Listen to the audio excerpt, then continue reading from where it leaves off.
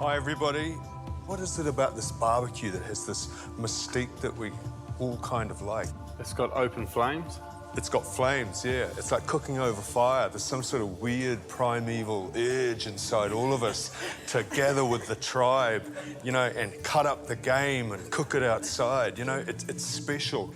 And the thing about the barbecue is it tastes different, you know. It's got that really lovely smoky flavour that you don't get by standing in front of a frying pan. So that's why we like it. Otherwise, you go inside and use the stove, you know?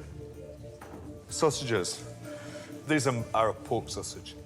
I'm going to cook them on the flat grill plate because quite a lot of fat's going to come out of these, and I don't want it to go through there and make lots of flames, because if I get lots of flames, it's going to burn the food. It's going to make soot, which is black and tastes bitter.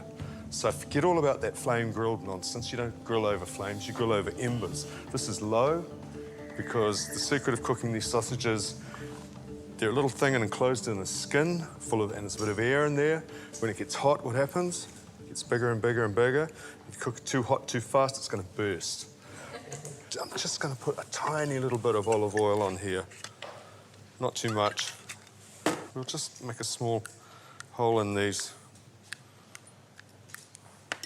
so that any air that's inside there can escape slowly. These are going to go on here. And this thing I'm making is grilled sausages with grilled vegetables and salsa cruda. I'm getting this on here first, and I'm getting it brown. Does anyone know why I'm getting it brown like this? For flavour? Flavour, yeah, definitely for the flavour. Some people that think that if you are going to cook meat or, you know, pan fry or grill or barbecue meat, you've got to get it really hot to seal in the moisture. It's a load of rubbish, okay? Complete load of rubbish. You cannot seal moisture inside meat with high heat. You do it to make it look good and taste good. I'm going to really let these take their time, and I'm going to get these vegetables ready to go with them. I've got some rather good-looking capsicums here. And the thing that I like about grilled vegetables is you've got this lovely smoky heat driving off all the water out of these vegetables and leaving all the residual sugars and the flavours of the vegetables, which make them taste more intense and really, really delicious. Anybody want to come and help me? Nadia? Yeah. You up here? Right. Grab yourself a knife. I want the other one like that, and the red one's like that as well. Yep, thanks, Good. Ray. The only other thing that we're going to put in there is some courgettes or zucchini. So all I want to do is just slice these thinly. You'd have to be the most well-behaved class I've ever had. You don't say anything. You want to ask some questions? Lots of people like to, chuck a lot of oil on the hot plate. I noticed you oiled the sausages first before throwing them on. Was there a reason for that? Well, from a practical point of view, if you start pouring oil over this, you can set fire to it for a start, and also you end up with a very dirty barbecue. I always oil the food, not the barbecue. Nadia, are we in business here? Right. Watch out for those little pips. We don't want those. Throw that in there. Bit of that on there, not too much. Bit of pepper and salt. You don't need to season sausages. You know, good butcher will have seasoned that for you. Yeah, just give those a turn over. These are looking a little bit toasty, aren't they? So far, so good. Nothing's burst. And then these, you can do it with your fingers. It's much quicker. Just line those up along there like that. And they're going to be cooked when they sort of collapse a little bit and when they're nice and browned. Now, Nadia, when you've done that, not that, you know, I know that you've got a bit on your dinner plate right now, but your next job is do the same thing with those while I make this sauce.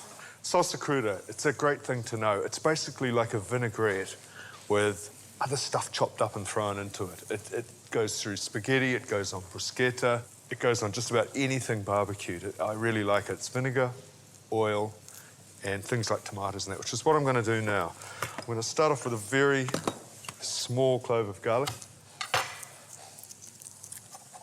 Now, this is a really good sauce to make very early on in the day, because the salt on those tomatoes, which are right here, is going to draw the juices out of the tomatoes.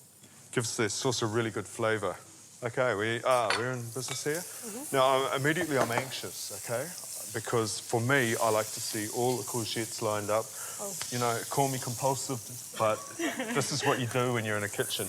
Not only are you counting to yourself all the time, but you're organising all the time, okay? So let's put these where they're going to cook. You've got to know exactly where it all is, which is sort of that French thing, mise en place, you know? Everything's put in its place. Yeah.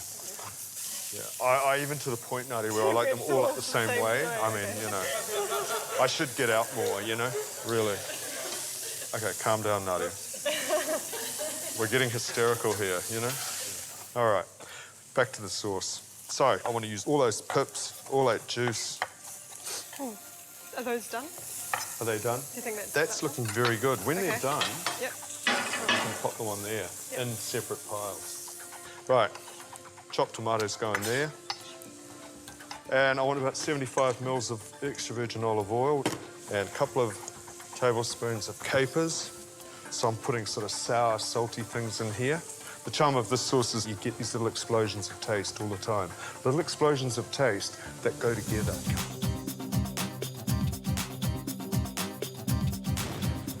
Now, Nadia, did you burn my vegetables? That side was hotter than that side. Oh, okay, blame the barbecue. These ones Right, other people's kitchens. Don't you hate other people's kitchens? Yeah, okay. They're always different from your own one. And you guys, I mean, you're in another person's kitchen quite a lot of the time. Yeah. All right, let's have those sausages, which I would think are now ready on there. I'll finish this sauce. The only other thing I want in here is these beautiful Kalamata olives. They've been pipped or pitted. I want to season it with some pepper. I've got olives and capers in here, so I don't really want to throw a whole lot of salt in there until I've tasted it. I'll give that a taste. In fact, I won't give that a taste until I've put some of this beautiful Saporosa balsamic in it. Give it a stir up, have a taste. Tastes pretty good to me. Nadia, what do you think?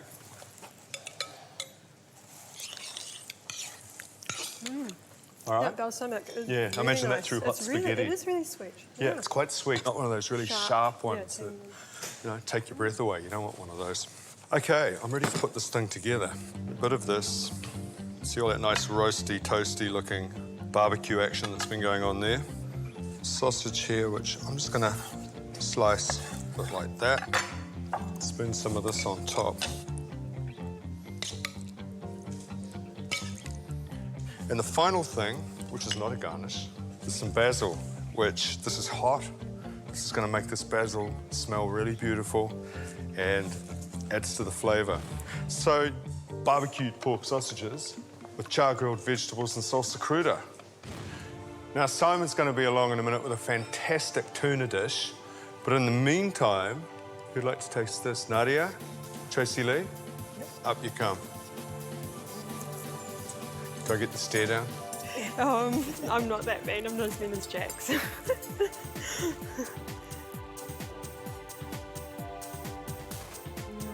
All right. That's fantastic. So that, ladies and gentlemen, is the humble New Zealand sausage on the barbecue.